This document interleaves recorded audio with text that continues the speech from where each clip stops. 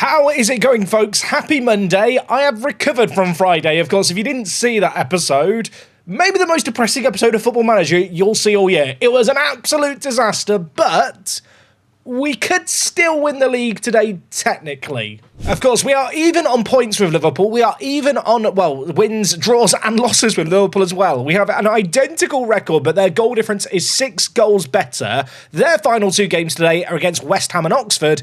Our final 2 games are against Aston Villa in 11th and Bournemouth in 7th.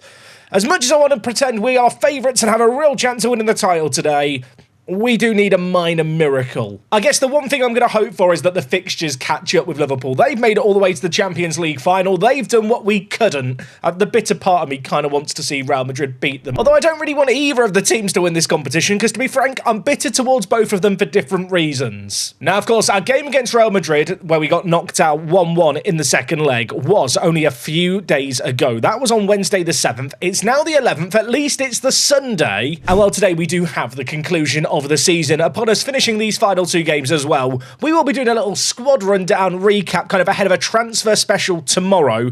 In terms of team news, obviously we had a spell where we had a whole load of injuries in the team. We've now been on a really consistent run where injuries just haven't really been a factor. I am actually considering a little bit of rotation going into this game. I am wondering if I should give Phillips a little more game time, because the youngster has been training absolutely superbly. Obviously, because of the deal we did with this guy, I am desperate to make him a success. He's actually got above a 7.0 rating in the Premier League for us this year, and that includes 8 sub appearances. And I'm sure you've experienced this if you play Football Manager. When you're subbing in a player, they often, if they don't get a goal or an assist, just end up with like a 6.8 rating. It really drags down that average rating, so that is definitely something to consider.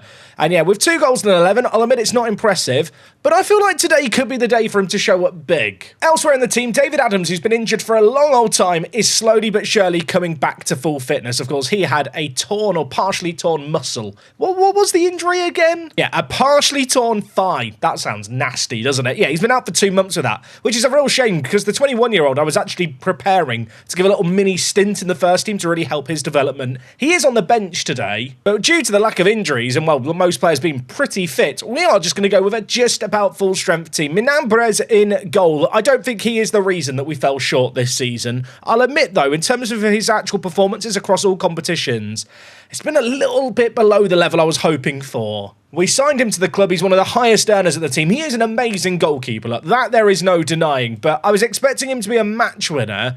This year, that hasn't quite happened. Anyway, our opposition today are 7th placed Bournemouth. They are actually a really, really good little team, so taking them on away from home is not going to be an easy one. I would say that Ben Gannon-Doak is the best player in their team. He's a super talented player, but he's actually out for the end of the season, so he's not playing for them today. And alongside Beereth, who is the joint top goal scorer, who's also injured, yeah, they're missing a few key players. I feel like we have to back ourselves to win this one. If Liverpool win their remaining 2 games 1-0, we need to win our remaining 2 games by 8 goals, which I'll admit, in terms of goal difference, that's going to be a mighty big turnaround. The reality is we need Liverpool to slip up, then we have to look to capitalise. And with us having the tougher fixtures, that's not going to be easy. Okay, they are playing a 4-2-3-1. They've got a little bit of a makeshift team with all the injuries they've got going in. In terms of our team, it's a bloody good team on paper. I am already planning ahead for how I might look to improve the team for next season. And I'll be honest, I'm kind of looking at Sassy at left midfield, thinking I maybe fancy an upgrade there. And I think the other position that I'm really looking at is probably a massive upgrade at centre-back. If we could get in a proper kind of couple of world-class players, I think that would put us in really, really good stead. I feel a bit weird coming into today's episode because, obviously, there's no real pressure on us. Things are outside of our control. But at the same time, if we win both the games today and don't win the league, it's going to feel bad. If we, fail to win both games today and then Liverpool slip up as well, I'm going to kick myself even harder. It's been a season where we've kind of got all the way to the finish line and then just started to stumble. We've not won in 4, and we are down a goal here inside 7 minutes. Bournemouth don't have their top goal scorer, they don't have their top assister, and yet they have found a way through early doors. Robinson, who is, I think, joint top goal scorer with 8 goals, turning provider, Chiquilo with the goal. One thing I've not really acknowledged is if we don't win this game today and Liverpool win, they're champions. Well, congrats Liverpool, you've won the Premier League yet again. And actually, all of a sudden, we'll be in a bit of a scrap with Manchester City for 2nd and 3rd, which might not sound that big or significant, but there's a lot of prize money on the line for that. We want as much money as we can get. Anyway, Ruggeri's got a throw in playing on the far side here. Ruiz wins a header, which is an unlikely sight with his free jumping reach, but he's kind of dealt with it, although Bournemouth retaining possession deep here. Ruggieri, foot on the ball, looking up, evaluating his options, giving it inside to Fofana. Switch of play here, catches us out. Holsgrove, cutting inside, deflects off Oliver. I'll tell you what, the end of this season's been absolutely disastrous, hasn't it? I've made you lot wait the whole weekend for this kind of big conclusion to the season. Is this really how it's going to go down? Holsgrove tries like a Trivella shot on the outside of his foot, just hits our defender and goes in. They've had one shot on target, they've scored 2 goals. I feel like that really surmises things. Right, you know what? Let's demand more. I'm not going to pretend we've been good in this game, but when you look at the stats, it's kind of a little bit amusing, isn't it? At the moment, Liverpool are winning. As things stand, they will be champions today. I'll tell you what, I wanted things to go down to the final game of the season at the very least, and right now that's not even happening. All right, I've got shouty. I've got a good response out of the players. I still feel like I might just change things up. Should we just go to 3 strikers early here? Right, you know what? Like, we've literally got nothing to lose here, have we? Like, there is no reason not to just go for broke and just try something radical. I don't even know if this 4-3-3 is a good idea. It worked that one time against Nottingham Forest really well, and since then I've kind of felt wedded to it. We're going to go with gung-ho. We're going to go for it. I am going to rock the double channel forwards and a channel midfielder as well. It basically creates a really nice front 4 when you have possession. Sassy's had an absolute stinker today. I'm going to get him off the pitch and bring in Bordelas. Obviously, Oliver has a bad rating. That is because of an own goal. And Gouache, slightly harder to excuse his rating of a 6.25. You know what? I'm going to bring in Jimenez at the heart of the defence, and I'm looking across the rest of the team thinking, who else can I take off? Laudrup's having a stinker. Osorio Silva's having a stinker. They're playing so bad, they make Phillips on a 6.4 look like he's playing well. Gonna up the directness and tempo. Gonna encourage us to get the ball to the flanks, I think, here. Let's be a little bit more direct in our play. And I suppose also, let's just go attacking. We need 3 goals. We have to win this game today. We're on the road, away from home. We've got nothing to lose. And I do feel like our biggest strength in our squad is our ability going forward. Let's lean into that. Let's try and play to our strengths and make something happen. Beraldo with the ball. They're looking to play it out from the back. Of course, with 3 strikers, maybe we can limit that ability to play out from the back and kind of smother them early doors. Anyway, Ruiz plays it down the line towards Phillips. He is going to use his pace to keep it in. Squares it. Laudrup scores. It's a nice goal. We need 2 more. There is a VAR check. I'm going to work on the assumption this is going to count. And it's not. I might have a victim complex. I think we've had a disproportionately large amount of goals ruled out for offside. Was that for the initial pass? I mean, it must have been to Phillips, but the replay there didn't even show it, did it? I will point out, Bournemouth have just had their 2nd shot on target of the game after an hour. Admittedly, we've only had 2 shots on target too. Okay, I mean, at this point, it's time to just press. It's time to play a higher line and just move everything to the right and be really, really proactive. We're going to step up more with our defensive line, bypass the press and play direct. And then I am going to get some fresh legs on. Ruiz is not the best in the air, and with us distributing it to the flanks and going direct, I actually think Garcia's ability in the air could be kind of useful. Victor has been really, really poor in this game. Let's bring in Simon for his set-piece taking. And elsewhere, I'm going to bring in Ziddy. I'm looking at all our attackers. They've all played so bad today. Who do I take off? Who do I take? You know what? This might be controversial. I'm going to take off Laudrup. He's looking exhausted. He's not having the best of games. And whilst Osorio Silva has actually played worse, I think he's got a little bit more quality than Laudrup, which is really, really valuable. We need to be winning the ball a little bit more. I'm going to change our wide players from tracking players to just wide midfielders. We need to try and get, a bit more proactive in our defending. Obviously, with these changes, we are leaving ourselves exposed at the back, but you can see we're going to have our front 3 harassing. Our midfield are going to be stepping up in a way they wouldn't normally. It's going to leave space in behind. I'm accepting that. We don't have a defensive midfielder, but needs must. We've got to take some gambles. We've got to take some risks. Robinson already has 1 assist. Gives it back to Moriba. Billy Gilmore. Chiquillo. Holsgrove scores. It's 3-0. It's 3. What an awful way to end the season. I'll tell you what, about a month ago in this save game, I was thinking, I have no idea how I'm going to improve the team in the summer. We're in the Champions League. We're in the FA Cup semi-final. We're top of the Premier League. And now I'm just looking across the entire team thinking no one is safe. I mean, in a weird way, and this might be me really trying to cope with the situation, and I'm kind of glad it is coming apart, because it was feeling a bit too straightforward and a bit too simple, and all of a sudden, it's all just gone to crap. And yeah, I was worried at one point this could be one of the final seasons of the save game. Suddenly, I feel like there's a whole project ahead of me, and I need to blow it up. I am just working on the assumption, by the way, that Liverpool are winning their game and that Man City are probably winning their game too. And as a result of that, we're going to be down in third after this fixture. I'm pretty sure Man City have the superior goal difference. And going into the final day, if they win their other game, then they'll be ahead of us. It's 4-0. I don't even have the words. Get me out of here! I mean, at this point, I'm being shown highlights and I'm just sat thinking, get me out of here. You know, I've got one more game left to play. It's against Aston Villa. They're in the bottom half. Maybe we can win that one. Admittedly, I knew this game wasn't going to be a simple one, right? But what has happened here is absolutely bloody tragic. Sanusi inside Regari. They're going to score again. They've scored. I'm done. Let me leave Bournemouth. I don't like the South Coast anymore. I mean, obviously, Brighton are more local to us, but this is kind of another fairly local team to us in the grand scheme of the entirety of England. What an absolutely embarrassing result. Our goalie's got a 5.7. They had an XG of 1.38. They scored 5 goals. 5! I'm so upset. You know what? I don't even want to talk to the players. I'm fuming. Liverpool. Did Liverpool not win? Wait, no, Liverpool did win. They did win. Man City and Manchester United have now gone ahead of me. We were top of the league and now we're in 4th. Humiliation for Lewis. I mean, that doesn't even cover it, does it? I mean, to be fair, when you look at Chiquillo, who was man of the match in that game, he is actually quite a good player. You can see why Bournemouth are in 7th. That game destroyed our goal difference so much that we are now in 4th. Now, admittedly, we're guaranteed 4th. Amazing. Final day of the season. I didn't even realise Manchester United could go ahead of us. The goal difference swing there is absolutely insane. Manchester United just beat Arsenal 4-1 away. I thought that was kind of a result that might go in our favour. Instead, we've seen an 8-goal swing and they're ahead of me by 2 goals. I mean, all of a sudden at this point, you know, technically we could go ahead of Liverpool. We need like a 16-goal swing. That's not going to happen. We are taking on Aston Villa. The games I now care about all of a sudden are Manchester United against Everton and Tottenham v Man City. And as I mentioned earlier, the prize money difference between, say, 4th and 2nd is £4 million. Like, that is not insignificant for us. You know, for Man City's owners, they don't give a monkeys about £4 million. That is crazy. I want to try and get 2nd. We've got 1 game left of the season. I just feel sad. Let's try and beat Aston Villa at home. I'll tell you what, I do love my assistant manager, Chris O'Grady. He is refusing to concede the title, despite the fact we have to win 6-0, Liverpool have to lose 6-0, and then I need to make sure Man City and United don't overtake Liverpool's goal difference.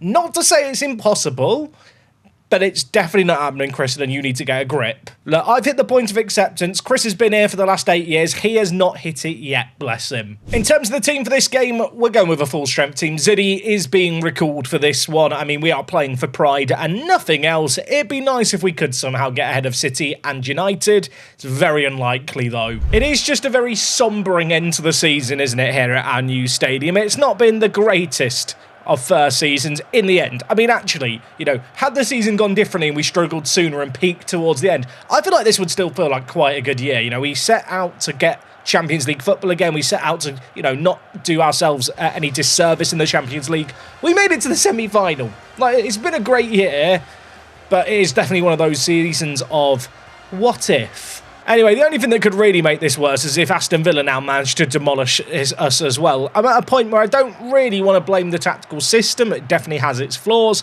I definitely think there's games where we could maybe be chasing a little harder. But at the same time, it's impossible to ignore the fact that, you know, we have completely lost our momentum in this kind of tail end of the season. And I'm not really sure what that boils down to. I think we have been monumentally unlucky. I think if you look at the Real Madrid game across 2 legs, we were pretty unlucky in that one. Even the Bournemouth game, like, it was never a 5-0 game, but with us chasing the game and needing 3 goals, we left ourselves open. I suppose what would be nice here really would be to win our first game in, I think, 5 matches. I think this is the 6th game potentially that we wouldn't be winning if we failed to win here. I want to end the season on a little bit of a high. I want to let the home fans have something to celebrate. We might not even get that. Jose Luis has scored. I'll be honest, he looked offside. But it'd be so on brand if Aston Villa go a goal up inside 2 minutes. There is a VAR check. Is the goal going to count? No. Okay, well, our blushes are somewhat saved. I suppose what would be ideal is if Liverpool win their final game of the season today against West Ham, because then I will know that kind of no matter what, we were never going to win the league. At that point then, I won't view it as we bottled it, and instead, you know, it will be annoying not to have finished 2nd, potentially, but, you know, it's not as disastrous. Laudrup there almost scored a wonder goal. I'm just sat here feeling pity for myself. At least the players are still trying on the pitch.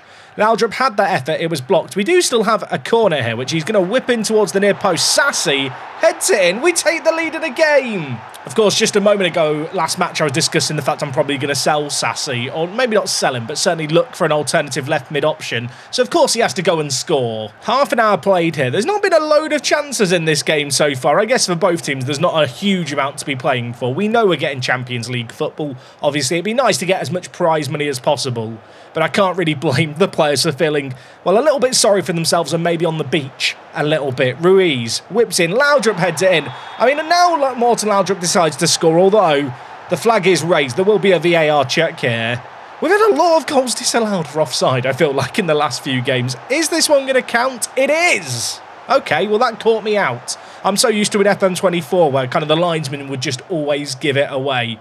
On this occasion, when the linesman raised his flag, I think actually Ziddy was off. Laudrup definitely wasn't. We're 2 goals to the good, but all of a sudden, Villa are just immediately on the attack. Harvey Elliott, still playing for Aston Villa 10 years into the future. Given how his transfer to Villa and the loan this year has transpired, that's a bit of a weird one, isn't it? Anyway, you know what? 3 goals would be nice. Let's end on a high. Ziddy, bearing down on goal, pulls it back. Ruiz shoots. It's an own goal. I don't care. It's 3-0. I mean, what did I say earlier? Liverpool have to lose 6-0. We have to win 6-0. We're 3 goals up inside 33 minutes. You know, if we could win 9-0, maybe Liverpool could lose 3-0. I will just say at this point, they are currently 1-0 up. As for Manchester City, they are 3-0 down. So we'd actually go ahead of Man City as things stand. Manchester United are only 3-2 up against Everton. I think if we get one more goal, we'd go ahead of both of them, which would be a really bizarre turn of events to end the season, really, wouldn't it? Having absolutely nuked our goal difference last match, if we could somehow, some way, just kind of fix it in the final game of the year, it would be an odd twist of fate. Ngwashi dinks it forward. Osorio Silva's there. There's players in the middle. He scores. It's 4-0. I mean, we're fixing the goal difference 1 goal at a time. I think there is maybe a VAR check here, is there? I saw the ref put his hand to his ear. There is. Is it going to count? It is going to count. Yeah, it's half-time here, and despite the fact that Manchester United are winning, as things stand, we are ahead of them on goals for. So we could somehow still finish second. Of course, Manchester United playing Everton will probably back themselves to get a few more goals, so maybe we need to get a few more goals in this second half. We don't really have a great deal to lose here. We're just going to keep playing the way that we're playing. Although the fact we've been, so lethal in front of goal and converted all our chances in this game is a little bit frustrating in the grand scheme of things. I really don't know how to feel about this game. I mean, I should be delighted we're 4-0 up, but just after everything that's happened, it just feels a bit hollow, doesn't it? Ziddy yet to get a goal in this game. Let's bring in Phillips. I'm also going to make a few more changes. Victor off, Simon on. Ryu can come in for Cardozo, and you know what? Oliver off for Jimenez too. I suppose at this point, this match has become a little bit of an exhibition, and really, I just need to be keeping an eye on the Manchester United game. It's still 3-2 in that game. There was 5 goals inside the first half an hour, and much like our game, it's just slowed down in the second half. Manchester City are 4-1 down, so they are out of things. We are going to finish ahead of them. Barring any late drama, we are hopefully going to get second. I mean, second v third. It's not a world of difference, but in the history books, coming second looks quite good, especially if we only finish 3 points behind Liverpool. It's 4-0 here. There's 4 minutes left. This game's just done, isn't it? Or is it? There could be time for some last gasp drama. I've not actually seen what the Manchester United score is, but you know what? We'll just leave it to our imagination. We'll find out when the full-time whistle blows.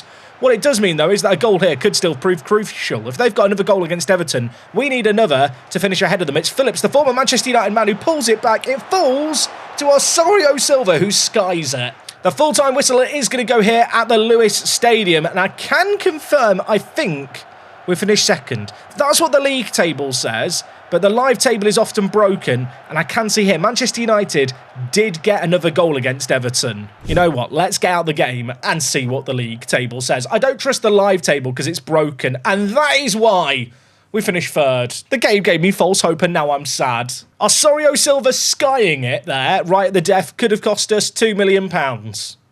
And second place. I mean, I don't know which is really more important. Liverpool are crowned champions. We are still giving £36 million, which is quite nice, really. Benjamin Sesko got top goal scorer as well. 28 goals and 11 assists for him is absolutely wild. I feel like for most seasons in this save game, he's not been that good. I mean, to be fair, he did get 30 goals a couple of years ago, but yeah, he's had one of his best seasons ever, hasn't he? Right there, the 32-year-old. He's aging like a fine wine, and to be fair, he is a very good player. If you're wondering about the overall best 11, where are they now? You can actually have a little read through. If you want to see where some of the former GOATs of our team are, they're scattered across the world really at this point, aren't they? You know what? At least the supporters are happy with how things have gone. Yeah, we only won the FA Community Shield and we did spend £50 million, but I still feel like it's been quite a good year. The objective for next year is be competitive in the Champions League. I can definitely do that. That is a very low objective from Jordan. Next season in the Premier League, I want to qualify for the Europa League, which apparently is very ambitious. We've made it for the Champions League the last 2 years, but I can't promise that, so we'll go with the Europa League instead. With that £36 million for finishing third, our overall balance now sits at £75 million. We have been pretty profitable this year in the grand scheme of things. And of course, there's okay budgets for next year. I'm going to be honest though, might need to sell some players to generate funds, but there has been a lot of interest in our players throughout the year. I'm kind of going to work on the assumption some of them are still wanted. And if we do just look at the team, Morten Laudrup with 32 goals was the top goal scorer for us. Then Ziddy in behind. And of course, Ziddy, second half of the season, was absolutely tragic for us. I actually feel like in terms of as a player, he's maybe not even got better this year. But he did put in pretty good performances, especially in the Champions League early doors. I think his fall-off, though, in the second half of the season might well need to be studied. Ever since he had that big spell where he was injured and then obviously AFCON where he was away, he's just not been the same for us. I mean, look at his performances at the start of the year. He was so good, and then it all went wrong. Morten Laudrup does have the highest average rating in the team and as the top goal scorer. Perhaps that's not a surprise. He is looking like a really good player. I do feel like his valuation is very, very low considering the season he's just had. Bit concerning there's some big interest in him. Definitely not really a player I want to sell. It's worth remembering, Osorio Silva only joined us in January. In that time, though, he did pretty well. He got 7 goals, 3 assists in 17 Premier League games. In the Champions League, he was a little more quiet. I do feel like as a long-term player for us, though, given the fact he's only 26, he is going to develop to be really great. And I suppose that's the thing, right? I'm pretty gutted with how the season's ended. You know, semi-final in the FA Cup, semi-final in the Champions League, missing out on the Premier League title by 3 points. And there's a few games that I look at and think, wow, we messed up there. But actually, overall, we've got a young squad. Like, we're only going to get better in the next few years. It's not like we're the Inter Milan team that made it to the Champions League recently in real life, where they had a very old squad. You know, it almost felt like it was now or never for them. You kind of look across the team here. It's a lot of players in their early 20s entering their primes. In fact, the oldest player in our team is Simon, who's 29. And as a super sub option, like, he's not too bad. I suppose maybe the concern is there's this inexperience, but what I would say is, you know, you look at some of the younger players like Grommen, who plays at the heart of our defence, obviously absolutely phenomenal player, but despite the fact he's only 21, he's got 152 league appearances. Like, he's very experienced in terms of the amount of football he's actually played. When I kind of look at the team this year and areas for improvement, I would love to get in a really kind of world-class centre-back, someone who's like Grommen, but maybe a tiny bit better. I feel like that might be a slightly tall order. I don't want someone who's going to kind of shake up the status quo too much. Obviously, we tried to find a centre-back last summer and it really didn't work out for us. And to be fair, we have Jimenez, who's a very, very good kind of fourth-choice centre-back. I don't really want to knock him too far down the status quo. I do wonder, maybe if Ngwashi or Oliver's interest is followed upon by those teams, I think it's Arsenal and Tottenham, maybe I have to sell one of them. In terms of the rest of the team, I'll be honest, at this point, Sassy is just lacking a little bit. We've kind of stuck with him for the last couple of years, but of course, of all the positions in the team, I think he has been the weak link. He had that great first season in the Premier League, but this year, yeah, the output just hasn't quite been to the level that I need. On the flip side, Ruiz out on the right-hand side has been a pretty good player. Of course, he's not the most offensively talented player, but given the system that we play, where I have these right-sided and left-sided players who need to be super versatile going forward and coming back, it's always going to be a really, really tricky balancing act in terms of finding a player who can do it all. I think the nice thing with Ruiz is he can do the defending really well, and he's got a bit of creativity. You know, 10 assists in the league is not too shabby. The issue for Sassy is he's got the pace and the physicals to play the position, but he doesn't really excel defensively or from an offensive point of view. I think goalkeeping-wise, we've got quite a nice balance with Nana, Calero and Minabrez. Of course, Nana is homegrown at club. He's not happy about the lack of first-team football. Alejandro has definitely had his moments of magic and moments of madness this season. Overall, I think it has kind of balanced out where he has been a net benefit. As I mentioned earlier on in this video, though, I am hoping he's going to be a bit more of a match winner in the next couple of seasons. And the other two positions I've not really talked about are centre mid and the striking area. When it comes to centre mids, I think we're in a pretty good spot. I like Victor, Nathan Osorio and Cardozo as a trio starting. I will admit that having to play Cardozo as the deep line playmaker has maybe damaged our defensive ability a little bit. I think that might be one of the reasons we've had an issue in this second half of the year. I think Ryu, from a defensive point of view, does offer a lot that Cardozo doesn't. That might be something I need to look into a little bit, just to see if there is a trend emerging there, where we do struggle defensively when Cardozo plays at defensive mid.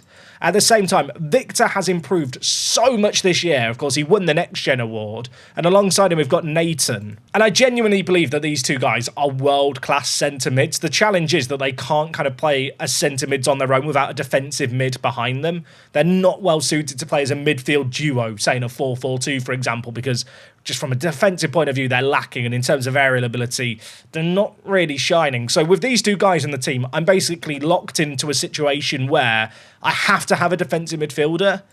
Does that mean that Cardozo maybe needs to move out the first team and be more of a backup player? It feels blasphemous to say that, but compared to last season, I will say his league form was lacking a little, but that is partially probably because I've had to move him deeper. He is the captain. We signed him for less than £1 million.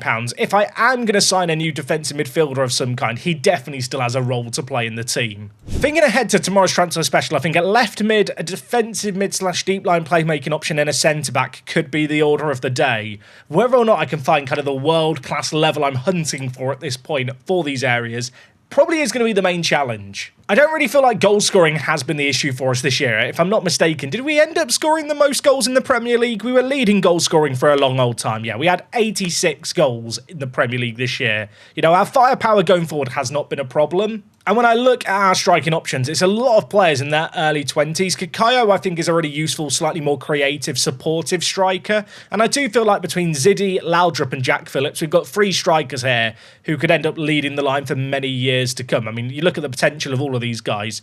They've got the quality. And with the exception of Jack Phillips and Ziddy in the second half this year, I think they've shown they've got that quality too. I mean, right now the senior squad sits at 27 players. There's definitely a tough decision that has to be made on some of the players that have been around a little bit longer. Admittedly, some of these players towards the bottom are players with bags of potential who, to be fair, may well benefit from loans this coming season. I look at someone like Ndai. Really, he shouldn't be in the first team. He is here purely to train with the first team whilst being available for the under-21s. And it is kind of a similar story with Gustavo Russo as well, you know. I think he could end up playing for the first team Russo, but maybe a loan wouldn't be the worst idea for him too. I mean, when I sort players by value, there are some very, very high value players here. It's just a case of, are we going to get the bids needed on them? And when I say the bids needed, I don't actually need bids on them whatsoever, just to be clear, but the bid's kind of high enough to make me want to sell them or feel like I need to sell them. There are a few players with minimum release clauses that I might need to look to address. Victor's 88 million. That could be a little bit of a concern. Leipzig want him, apparently. And Osorio Silva, who of course only joined us in January, has a release clause of 65 million. I might need to get him on a bigger contract because this guy is very, very good. Anyway, that's a little bit of where my head is at with our squad right now. I don't think we're looking to sign more than, say, 5 players in the summer. We're definitely at that point of consolidation. At the same time, whilst we're in a solid spot financially, we are in this kind of situation where if a player got a bid of, say, £100 million, it's probably going to be very, very hard to say no to that because reinvesting it elsewhere probably would be a wise decision. I don't think anyone in the team is untouchable, but maybe I'm wrong about that. You can let me know what you think down below in the comments. Anyway, next time out, we are going to be back for a transfer special. We need to strengthen the team. I'm looking for some world-class talent. We're going to be on the hunt for it next time. Hopefully you're here to see it unfold. Have a lovely rest of your Monday. It is me, Jack, and I'll see you next time. I'm out.